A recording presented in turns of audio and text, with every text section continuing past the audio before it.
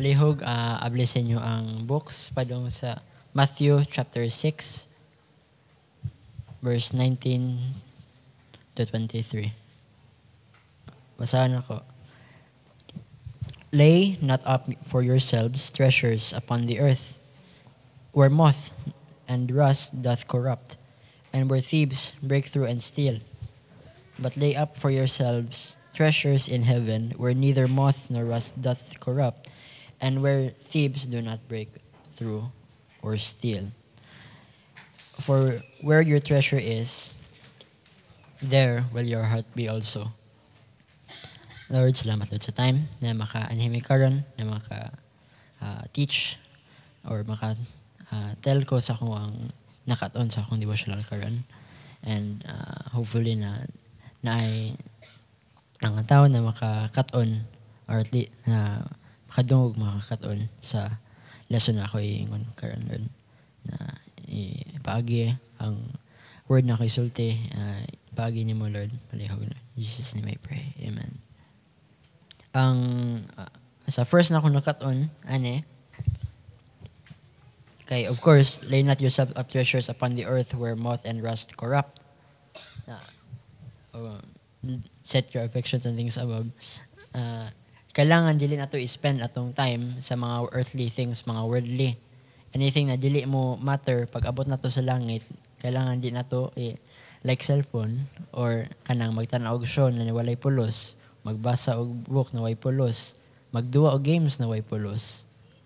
Anything else na like duwa or kanang magbalo or usay wa man ay kuan, wa man kay paabot sa Ginoo na pag pamatay nato.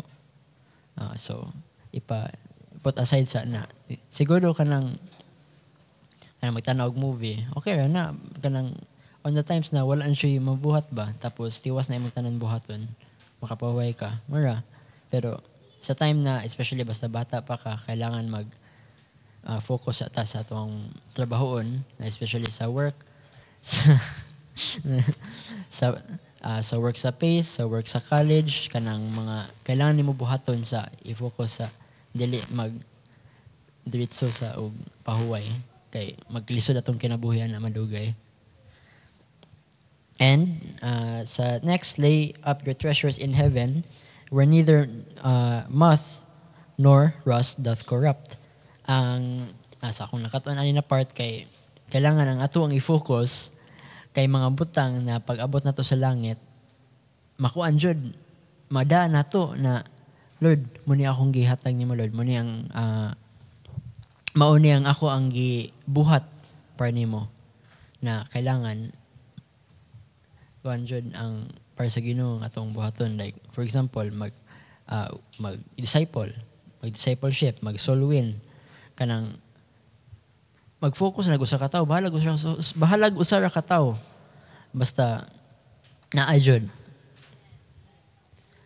na tinarong kay wa man say pulos na mag kuan na sa mga kuan, pero walay pulos na daghan kay ato tudloan, tapos dili i-follow up, dili sundon, dili balikan para tudloan og balik para mabalik sila, para matarong nila og kat-on ang pulong sa Ginoo.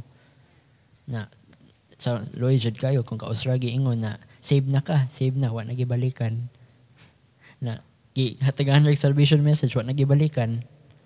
Lloyd kana may pinakaluoy jud na kailangan jud na tadungon nato ang bulhaton sa Ginoo, na ang gisugo murag nang usa niya ang gisugo nato na go into all the world and preach the gospel unto every creature. Tanan murag na ang usa yang gihatag nato, i-spread ang ako ang word, basta di maminaw, basta maminaw, i-nourish kay mo man ang plant na mo samot na og spread no unta na mayas na namonta atong buhaton.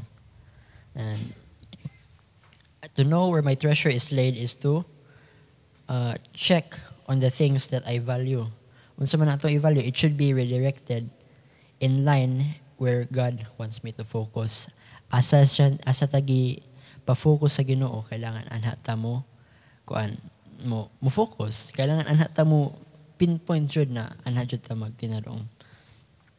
And laying treasures in heaven, mga spiritual needs na wrong investments and treasures, wrong na mga butang asa kung giingon ganina, mga cellphone, mga duwa, mga movie na way klaro, mga sa pa kanang sports na dili makakuan, mga tinarong na for duwa sake, na for fun ra, na dili makakuan, na sige ingon ni pastor sa una na basta mapili sa basket dili maminaw, basta madaog sa basket samot sa di maminaw kay kuan man pride may luoy kayo, kailangan mag-focus ta sa tinarong. So separate na ang dili kailangan ug mga kailangan buhaton, and consider wisely asa imong safeguard, where do you safeguard your treasure, asa sa unsa imong mga treasure kaning sa kalibothanon.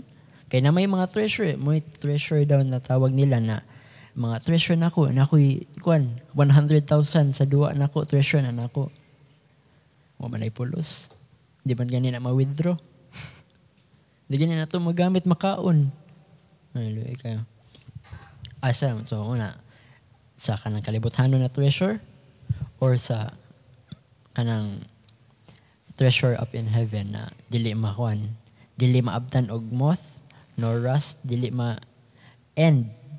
Na-urgent na to, pag-abot na to sa langit. Mupili urgent ta. Unsa imong ganahan, kana treasure na vain, na anhe, or treasure na pag-abot na to sa langit, dili jud mawa. Urgent na akong gikon.